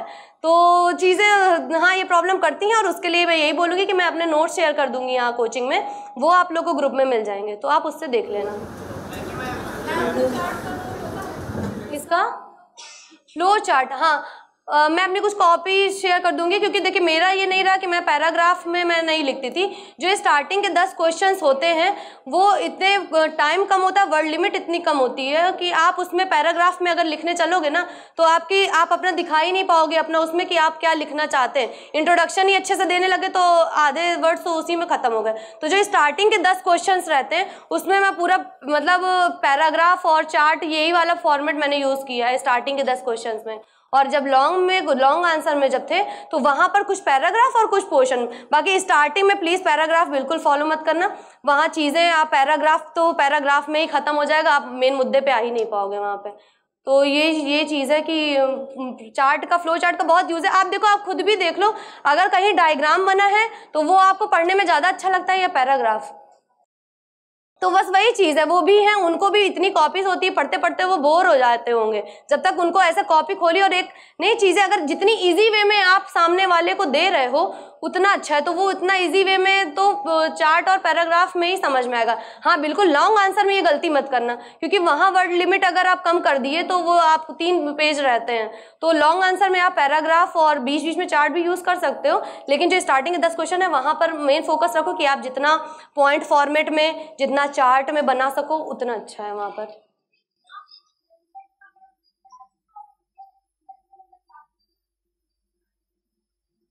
उसका तो वही है रिवीजन, उसके अलावा कोई उसका उपाय नहीं है। आप रिवीजन ही कर सकते हो, और एंशिएंट में जो भी नोट्स है बस इतना है कि आप एक बार ना, अगर आज भी आपने डिसाइड नहीं किया है कि प्री के लिए और मेंस के लिए मेरा क्या सोर्स रहने वाला है, तो प्लीज़ एक दिन बैठ के भले 5 दिन लगे, आज यही काम पहले कर लेना कि पहले सोर्स डिसाइड कर लो, सोर्स डिसाइड कर लो, फिर उसके अलावा फिर एक बार सोचो, अच्छा सोचो, फिर उसको बदलो मत। वही, ऐसा कुछ नया नहीं होता है। आप अलग अलग सोर्स में देखोगे तो एक बार को लगेगा कि इसमें अच्छा दिया है, लेकिन जब आप अलग अलग चीज़ों से पढ़ते हो वो दिमाग में रुकेगा ही नहीं। जब आप एक पेज आप 5 बार रिवाइज करोगे तो वो उसका जो इमेज होती है ना, वो दिमाग में इतनी सेट हो जाती है कि जब आप एग्जाम में भले उसको रिवाइज ना भी करो रिसेंट में, वो आंसर आपको समझ में आ जाएगा, वो टिक लग जाएगा। और अगर वही मैटर आप अलग अलग बुक से देखोगे ना, वो पांचों में से कोई भी स्टेबल नहीं रहेगा। बस एंशिएंट का यही है कि एक बार बनाओ, एक बार चाहे नोट्स बना लो चाहे बुक बना लो, उससे क्विक बुक भी से भी, आप दृष्टि की क्विक बुक से भी पढ़ा है मैंने, तो दृष्टि की क्विक बुक उसी को रिवाइज करो ना। उसको ये मत रखो कि एक बार इससे पढ़ा एक बार उससे पढ़ा, एक बार मतलब इतना नहीं लगता, 4 बार आप पढ़ोगे उससे तो एंशिएंट हो चाहे जितना भी फैक्ट और डेटा हो सब याद हो जाता है। यहाँ तक मेंस में इतने डेटा लिखने होते हैं, इतनी रिपोर्ट्स लिखनी होती है कि ऐसे तो कह देंगे कि तो कुछ याद ही नहीं हो पाएगा चीज़ें। तो बस वही है उसका एक चीज़ कि एक बार आप लिख लो और उसको बस रिवाइज करते रहो, उसको सोर्स मत चेंज करो कुछ भी। और आंसर राइटिंग की एक चीज़ है जो मतलब मैंने फेस करी थी, यहाँ जब टेस्ट सीरीज दे रहे थे तो उसमें ये था कि जैसे स्टार्टिंग से 1 से 10 तक हम लेके चले और लास्ट में ऐसा होता था कि 1.5 घंटे उसी में ख़त्म हो गए, और लास्ट के 10 क्वेश्चन जो कि और अच्छे होने चाहिए थे वहाँ पर टाइम ही कम पड़ गया। फिर कई 3-4 टेस्ट तो ऐसे ही बीत गए। तो आप लोग एक बार जब फुल टेस्ट देना तो एक बार ट्राई करना, ये मेरा रहा है। तो मतलब मुझे ये चीज़ बाद में सही लगी और मैंने फिर इसी को फॉलो किया। मैं स्टार्टिंग के 5 क्वेश्चन करती थी जो शॉर्ट वाले हैं, 5 किया, उसके बाद सीधे आ गए 11वें पे, 11 से फिर 20 किया, फिर जब वो जो 20 के 5 छूटे हैं वो लास्ट में किया। उससे थोड़ा मुझे ये लगा कि जब वो 5 क्वेश्चन बचते हैं ना लास्ट में, अगर आपके पास 20 मिनट भी बचा है तो भी एक हिम्मत आती है अंदर से कि यार अब पूरा पेपर हो गया, 20 मिनट में ये छोटे छोटे क्वेश्चन तो कर ही लेंगे। लेकिन अगर उसी 20 मिनट में आपके लॉन्ग वाले क्वेश्चन बचे तो इंसान ही है ना, ह्यूमन बिहेवियर, अगर आप उसी 20 मिनट में लास्ट के क्वेश्चन पहले ही हिम्मत टूट जाती कि अब लॉन्ग वाले कैसे होंगे बीच में। तो ये चीज़ मतलब आंसर राइटिंग मुझे इतना हेल्प करी है। बहुत परेशान रहते थे कि कैसे चीज़ें कवर करें, 1.5 घंटा हो जाता था पता ही नहीं, क्योंकि इतना पढ़ा रखा होता है ना कि वो आंसर हो सकता है पहले में नीड नहीं थी फिर भी इतना लिख गए कि टाइम ही चला गया पूरा। तो स्टार्टिंग के 5 क्वेश्चन करके देखना, 5 क्वेश्चन करो, अच्छे से करो, उसमें फिर कमी मत रखो, क्योंकि जो एक फर्स्ट इंप्रेशन रहता है ना थोड़ा तो वर्क करता है वो। 5 क्वेश्चन अच्छे से करो, फिर 11 से 20 करो, फिर वो 20 के 5 कर लो। तो मेरा मतलब इस पे चीज़ें वर्क करी और यही चीज़ हमने फाइनल में भी किया है। ऐसे ही करते थे क्योंकि लास्ट में बहुत बार करके देखा है, नई चीज़ें बनी। और जो मेरी एक बात और, जो मेरी यहाँ दृष्टि की टेस्ट सीरीज़ की जो आप लोग को शायद कुछ दिन में कॉपी देखने को मिलेगी, तो उसमें उतना अच्छा मेरा नहीं रहा है, क्योंकि मेरे पास जैसे बताया कि कंटेंट का कमी थी स्टार्टिंग में। तो उसके यहाँ पर जो कॉपीज़ थी, जो जितना पढ़ा था उसमें अच्छा हुआ, लेकिन जो मेरा टेस्ट सीरीज़ है वो जो कॉपी है वो मतलब तैयारी करके वो टेस्ट नहीं लिखे गए हैं, वो जो लिखे गए हैं वो टेस्ट के थ्रू तैयारी हुई है मेरी। और उन्हीं टेस्ट को जब यहाँ लिखा उसके बाद फिर हमने घर पर भी उनको लिखा है। तो जब आप यहाँ क्वेश्चन, और एक भी क्वेश्चन यहाँ के टेस्ट सीरीज में देखोगे आप क्वेश्चन छूटा है, वो क्वेश्चन इसलिए नहीं छूटा कि टाइम का कमी थी। कंटेंट जब आपके पास नहीं होता है ना तो आपके पास आपको 5 घंटे बिठा दिया जाए, नहीं कर पाओगे। जब कंटेंट नहीं है तो 5 घंटे क्या 10 घंटे नहीं कर पाओगे। तो बस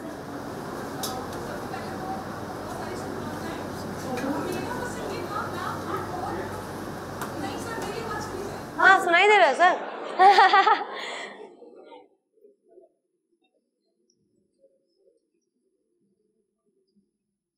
आपने बहुत कम समय प्रिपरेशन की है, तो नॉर्मली लोग बोलते हैं कि ग्रुप डिस्कशन बहुत इंपॉर्टेंट होता है, तो आपकी लाइफ में उसका क्या रोल रहा?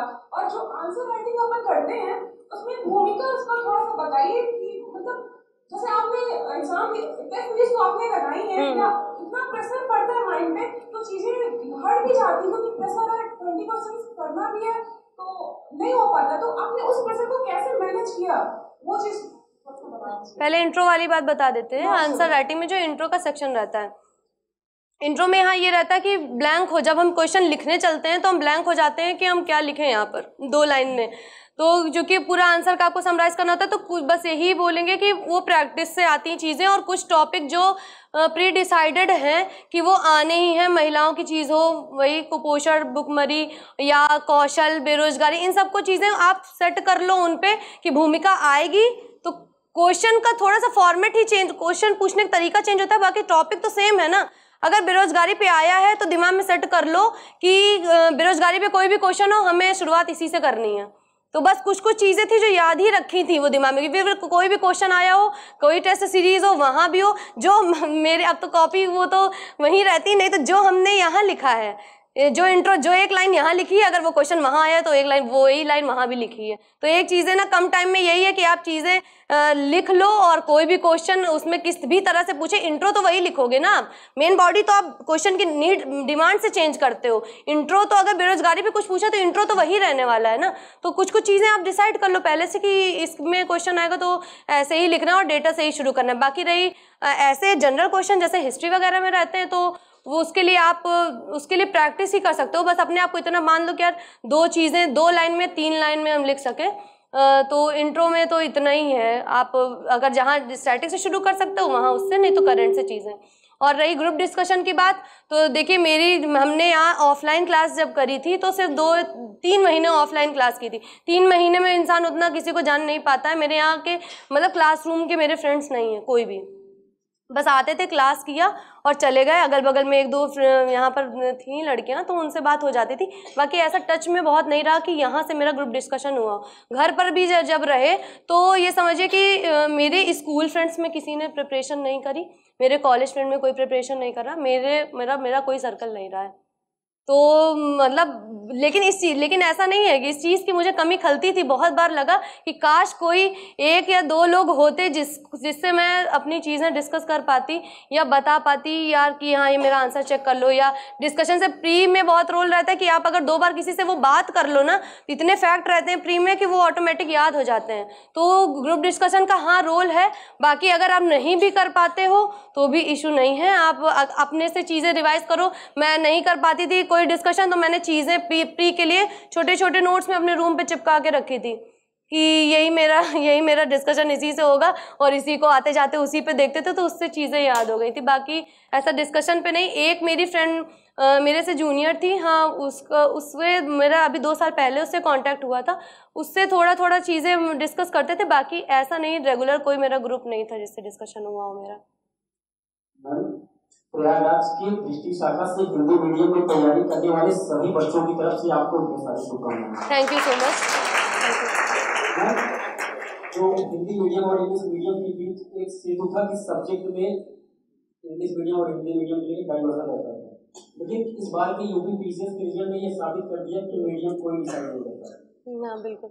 और इस बार का मैम यूपी पीसीएस का रिजल्ट टॉप 10 में 8 लड़कियों का चयन हुआ है। बिल्कुल। ये और साबित करता है कि अब विजन की दिशा बदल रही है। हाँ। नहीं ये चीज तो है। देखिए मीडियम का ये फोबिया जो है ना, ये ऐसा नहीं है कि हम इससे बचे रह गए थे। मीडियम का फोबिया मेरे अंदर भी था, और बीच में ऐसा हो गया था कि लग रहा था हिंदी से नहीं हो पाएगा क्या। तो हमने चीजें पता है 2 महीने द हिंदू न्यूज़पेपर भी लगवा लिया घर में। अब वो जब न्यूज़पेपर आया तो अब उसको तो समझ नहीं आ रहा था कैसे खत्म हो, समझ ही नहीं आ रहा कुछ कि पढ़े क्या इसमें हम।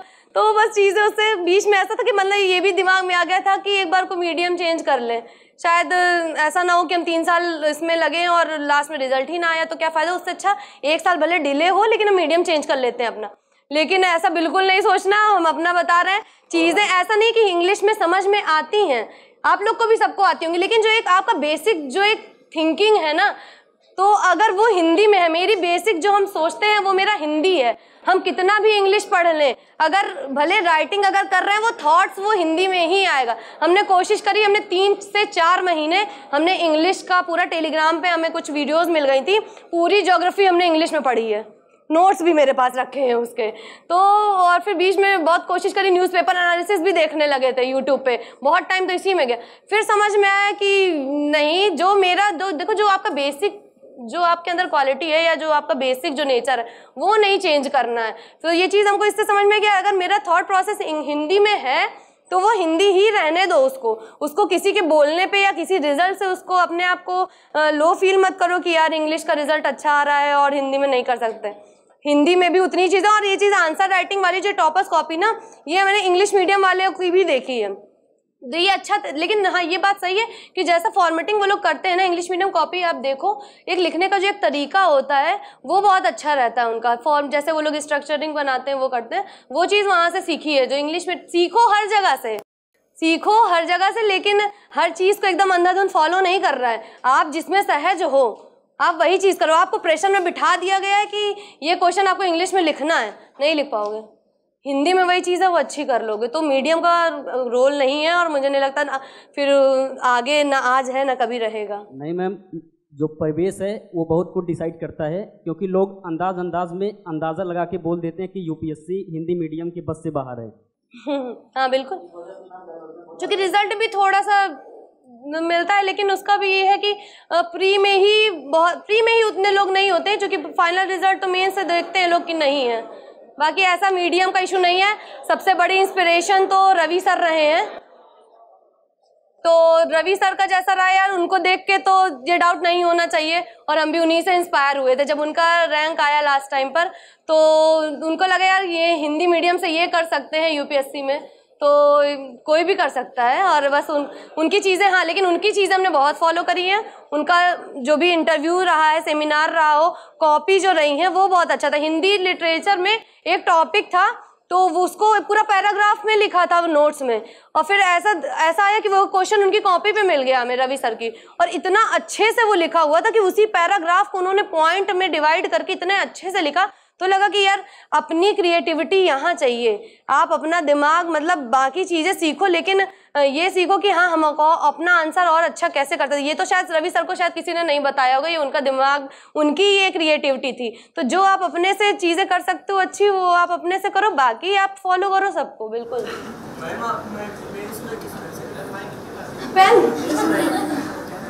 पेन रखा है अभी मेरे बैग में भी, वही वो हॉजर का पेन आता है ब्लू कलर का, वो स्काई ब्लू कलर का एक पेन है।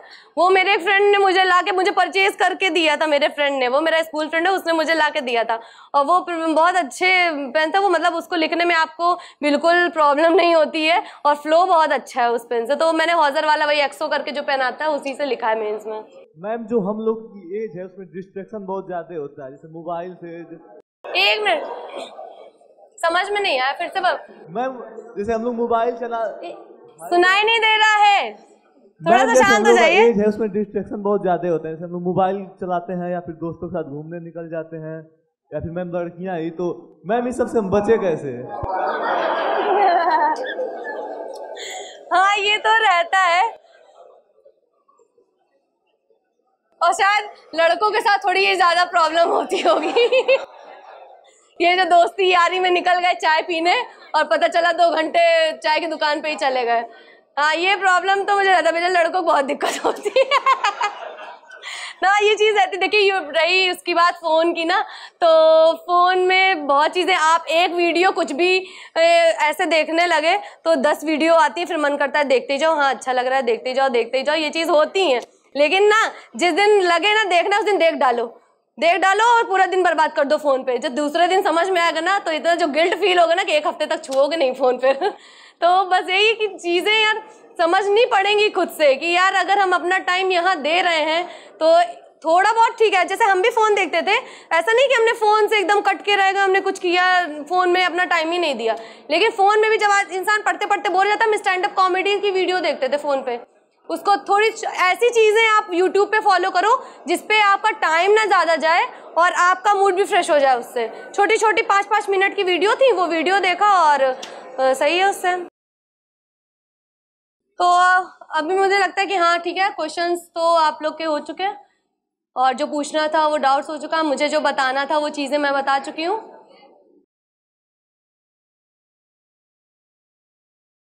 टाइम भी काफ़ी हो गया है। हाँ मैम ये जैसे आपका था तो आपका बैकग्राउंड से ही था ये जीएस वाला, तो आपने कैसे स्टार्ट किया? जैसे फर्स्ट टाइम में ऐसा सब्जेक्ट मिलता है तो कभी लाइफ में देखिए, तो उसको कैसे इसका बेसिक अंडरस्टैंडिंग है? उसके लिए क्लास है, टीचर्स हैं। देखिए ये क्लासेस क्यों आप लोग ले रहे हैं? क्लासेस हमने भी यही सोच के लिया था ना क्लासेस, कि मेरा बैकग्राउंड नहीं है और कोई गाइडेंस नहीं है तो चीज़ें जो बेसिक हैं वो कहाँ से कवर होंगी। तो यहाँ सर लोग जो पढ़ा रहे हैं वो इसीलिए क्लास है, आप उसी से करो, बेसिक यहीं से कवर होगा आपका। उसमें मैं जैसे कुछ टर्म्स आते हैं तो लगता है पहली क्लास में है तो कितना टीचर्स लोग से कुछ पढ़ जाएगा, उसके लिए फिर क्या एनसीईआरटी वगैरह पढ़ना पड़ेगा, उससे कुछ पढ़ना पड़ेगा, क्या आपका? ऐसा नहीं लगता मुझे। अगर देखिए यहाँ सर लोग अगर पढ़ा रहे हैं कोई भी सब्जेक्ट तो वो हर चीज़ क्लियर करने का वो कोशिश करते हैं। इवन बायोलॉजी में ऐसे ऐसे टर्म्स आते थे समझ ही में नहीं आता था कि क्या है, लेकिन वो क्लियर करके सर्वेश सर ने अच्छे से बताया था। फिर भी अगर आपको कुछ लगता है आप एक बार सर से पूछ लो, इन केस वो फ्री नहीं है तो आप ऑनलाइन चीज़ें फिर थोड़ा सा गूगल कर लो। हाँ, बाकी तो क्लास से देखिए, क्लास से आपकी चीज़ें, आप यहाँ टीचर आ रहा है 3 घंटे, आप वो आपको दे रहे हैं, आप उनको दे रहे हैं, तो मैं नहीं लगता कि इस 3 घंटे की क्लास करते करते बेसिक नहीं क्लियर हो पाएगा। बेसिक क्लियर करने के लिए ही हम क्लास ज्वाइन करते हैं, बाकी जो लास्ट में करते हैं तो वो तो फिर अपनी ही चीज़ें रहती हैं, बाकी तो बेसिक आपका क्लास से कवर हो जाएगा। ठीक है,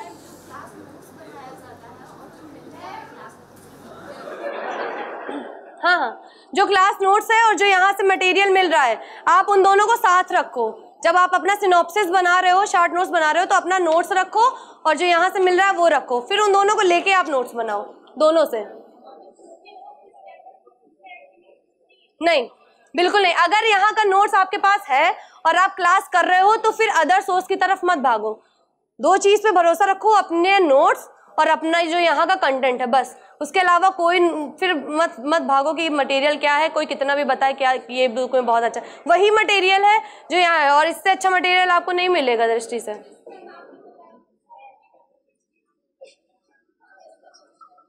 तो लक्ष्मीकांत, हाँ लक्ष्मीकांत मैंने पढ़ी थी जब मैंने यहाँ ज्वाइन, जब बीच में घर पर थे ना हम अपने, तो बीच में जब टाइम जब यहाँ नहीं ज्वाइन किया था तो उस टाइम पे मैंने लक्ष्मीकांत पढ़ी थी। और ये बात है, लक्ष्मीकांत तो अच्छी बुक है, अगर आपके पास टाइम है आप बिल्कुल उसको 2-3 बार पढ़ो, बहुत अच्छा है, उससे आपकी एक समझ बनती है बहुत।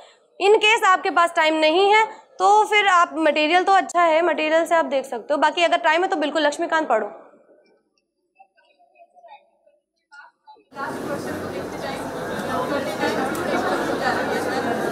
शिरोरेखा, हाँ उसका रोल है। देखिए आप हर क्वेश्चन में ये काम नहीं कर सकते हो, लेकिन अगर आपका लास्ट क्वेश्चन है और आप उसमें शिरोरेखा नहीं लगा पा रहे हो तो यकीन मानो उसका फर्क नहीं पड़ेगा, क्योंकि वहाँ एग्जामिनर भी जान रहा है कि अगर बच्चे ने पूरी कॉपी अच्छी लिखी तो लास्ट में टाइम कम होगा, इसलिए छूट गया है। बाकी थोड़ा थोड़ा टच कर सकते हैं ना लास्ट में, बस उतना टच दे दो, उतना बहुत है।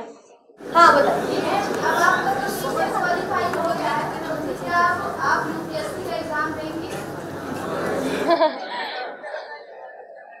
देखिए हाँ, अभी तक नहीं, अभी तक मेरा प्लान नहीं था, क्योंकि जो चीज़ें जैसी प्रॉब्लम्स रही हैं अगर जॉब के हिसाब से, मेरा अभी तक पीसेस का, ये बात सही है, पीसेस तक का ही प्लान था।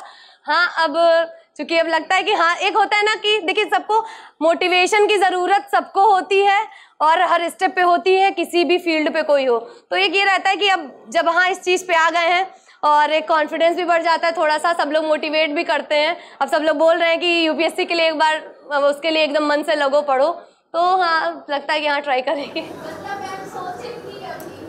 हाँ क्योंकि इतना प्रेशर झेलिए, बात देखिए एक प्रेशर जब झेल रहा है ना 1 साल से, तो थोड़ा सा लगता है कि थोड़ा सा गैप ले ले, फिर इस गैप में हम सोच के फिर अपना चीज़ें शुरू करने का सोच सकते हैं। टेस्ट सीरीज में, टेस्ट सीरीज पीटी के लिए सर देखिए ऐसा परचेज नहीं किया था, तो वही 5-6 टेस्ट लगाए थे। प्रीवियस ईयर क्वेश्चंस कर लो, और देखिए प्रीवियस ईयर क्वेश्चंस आप पीसेस हो उसके करो, और आयोग जितने भी पेपर 2 साल में कराया है उसने वो ज़रूर करो, क्योंकि पिछली बार के पेपर में मुझे ये चीज़ हमने नोटिस करी कि अदर जो पेपर थे उनके क्वेश्चंस वहाँ सीधा पीसेस में पूछा गया था। तो 2 साल में जितने भी आयोग ने पेपर कराए हो रिसेंट में 2 साल 3 साल में, दूसरे पेपर भी आयोग जो भी कराता है आप वो पेपर लेके चलो। प्रीवियस ईयर पेपर 5 से 6 साल, हार्डली, इससे ज़्यादा नहीं, 5 से 6 साल के वो पेपर, और अदर जो पेपर हो रहा है उससे वो पेपर लगाओ, और टेस्ट सीरीज अगर आप 7 से 8 लगा लेते हो तो ठीक है। क्वेश्चन आंसर सेशन के बाद बस एक ही चीज़, बस लास्ट, कि आप जो यहाँ क्लास कर रहे हो उस पे आप अपना स्टिक रहो, अपनी चीज़ें आप खुद से सिनॉप्सिस बनाओ, वहाँ आपको अपनी खुद की मेहनत करनी है, और बस अपने ऊपर कॉन्फिडेंस और बस पेशेंस, बस।